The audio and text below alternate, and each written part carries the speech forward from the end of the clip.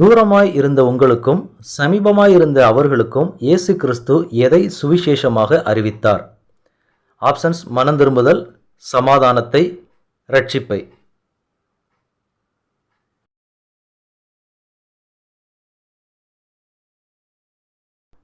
Answer: சமாதானத்தை. வசனம் எபேசியர் 2ஆம் அதிகாரம் 17வது வசனம். அப்போஸ்தலர், தீர்க்கதரிசிகள் என்பவர்களுடைய அஸ்திபாரத்தின் மேல் கட்டப்பட்டவர்களுக்கு மூலைக்கல்லாய் இருக்கிறது யார்? ஆப்ஷன்ஸ்: பிதா, பரிசுத்த ஆவியானவர், இயேசு கிறிஸ்து.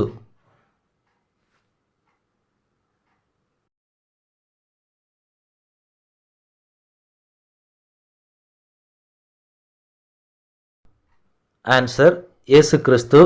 வசனம் எபேசியர் 2ஆம் அதிகாரம் 20வது வசனம்.